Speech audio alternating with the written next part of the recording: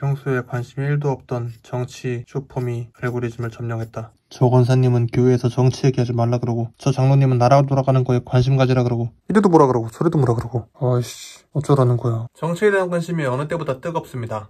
저는 여러분이 좌파인지 혹은 우파인지 관심 없어요. 하지만 어디에 서 있든 대한민국과 기독교가 무슨 연관이 있는지 모르실 수 있고, 또 성경 구절과 정치를 잘못 엮어서 생각하실 수도 있어요. 오늘은 이런 이야기를 하려고 합니다. 그리고 한 가지 더 얘기한다면 교회 공동체와 정치입니다.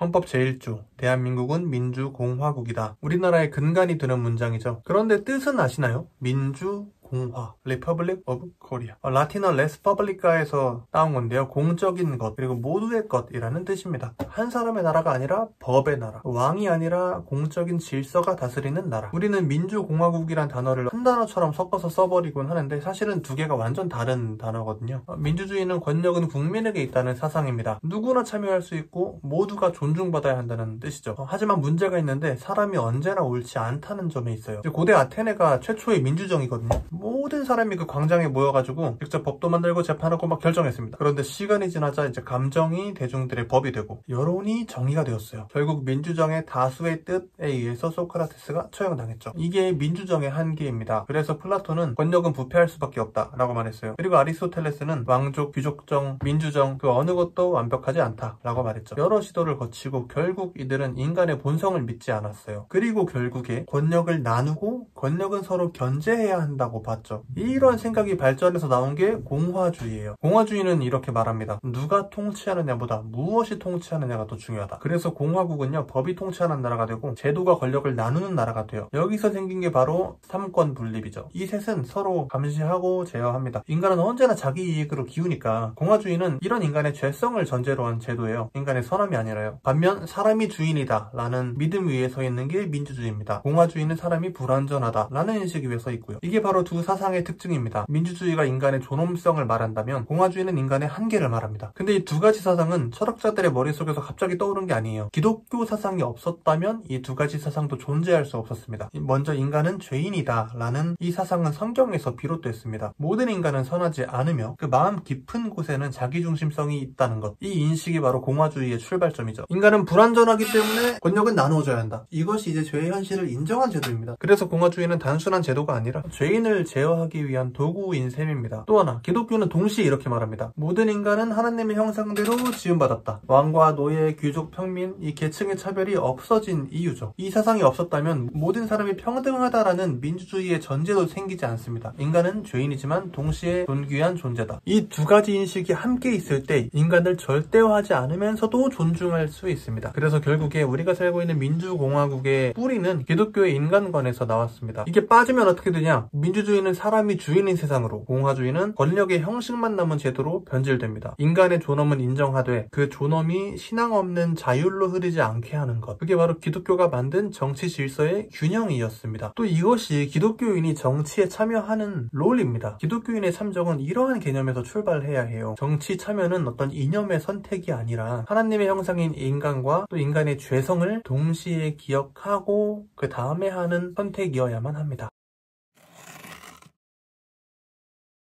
가끔 보면 공산주의나 사회주의가 옳다거나 돈 많은 부자들이 돈 많이 내가지고 우리 가난한 사람들 나눠주는 게 옳다, 그저 옳다 라고 하시는 분들이 계세요. 그리고 진짜 그 중에 간혹 보면은 기독교인도 계세요. 아마도 이 말씀 때문인 것 같아요. 믿는 무리가 한 마음과 한 뜻이 되어 모든 물건을 서로 통용하고 자기 재물을 조금이라도 자기 것이라 하는 이가 하나도 없더라. 사도들이 큰 권능으로 주 예수의 부활을 증언하니 무리가 큰 은혜를 받아 그 중에 가난한 사람이 없으니 이는 발과 집 있는 자는 팔아 그 판 것의 값을 가져다가 사도들의 발 앞에 두매 그들이 각 사람의 필요를 따라 나누어 줌이라. 이 장면을 보면 진짜 아름답잖아요. 서로의 것을 나누었다. 가난한 자가 없었다. 그래서 어떤 분들은 이제 성경도 결국에는 재산을 다 평등하게 나누라고 하는 거 아니냐 이렇게 해석해버리는 분이 계세요. 하지만 이건 정부의 어떤 정책 모델이 아니에요. 사도행전이 이 나눔은 정부의 명령이 아니라 자발적으로 이루어진 거잖아요. 모든 물건을 서로 통용했다라는 말은 법으로 재산을 강제로 뿌렸다가 아니라 이제 그들의 마음이 바뀌어서 자기 것을 기꺼이 내놨다는 뜻입니다. 다시 말하면 종교적 나눔은 개인의 자유에서 비롯된 것이고 공산주의의 분배는 집단 집단의 강요에서 비롯된 것이다. 둘이 완전히 다르죠. 실제로 성경은 사유재산을 인정합니다. 성경 어디에도 뭐 똑같이 나눠 가져라 이런 명령이 없어요. 오히려 내 것, 네 것을 되게 분명히 하죠. 출애굽기 20장에 보면 계명에도 이렇게 적혀 있는데 도둑질하지 말라, 내 이웃의 집을 탐내지 말라. 이 도덕명령은 다른 사람의 소유를 인정하는 전제에서만 가능하잖아요. 또 하나 보면 아나니아야, 내 땅에 그대로 있을 때에는 내 땅이 아니며 판 후에도 내 마음대로 할 수가 없더냐. 이건 이제 베드로가 사유재산을 인정한 대표적인 구절이거든요. 아나니아와 삽비라가 정죄받은 이유는 재산을 팔아가지고 일부를 숨겨서가 아니라 거짓으로 위장했기 때문이죠. 그들의 죄는 속임이지 소유가 아니었습니다. 자본주의와도 연관이 깊죠. 성경은 나눔을 명령하지 않습니다. 다만 그 재산을 어떻게 사용할 것인지 묻죠. 그러니까 정부가 강제성을 띠고 재산을 몰수할 필요가 없어요. 그렇다면 정부의 역할 또한 작아집니다.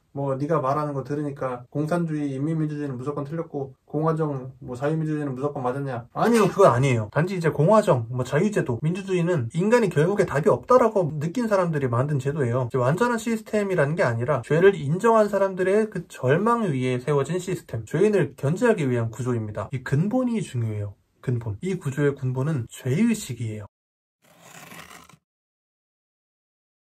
저도 교회 공동체 안에 소속되어 있거든요. 근데 제가 정말 사랑하는 저희 공동체에 은혜와 복음보다 많이 선포되면 좋겠는 게 있어요. 바로 죄입니다. 여러분의 공동체에 생명력이 넘쳐 흐르고 건강해지길 바라시나요? 그렇다면 여러분의 죄를 선포하시면 됩니다. 어떠한 별명도 없이 자기 죄를 고백하세요. 그게 건강한 교회의 틀입니다. 진짜 기독교인이라면 알잖아요. 나는 도저히 어쩔 수가 없는 죄인이고 나를 포함한 세상의 누구도 내가 구원할 수 없다는 걸 알잖아요. 심지어 내 선행에도 악의가 숨어 있을 수 있다는 것도 알잖아요. 이 죄는 참 중요합니다. 이 죄의식은 정말 중요해요. 그렇다면 교회에서 정치 얘기를 할 때도 이 죄의식이 없어서는 안 됩니다.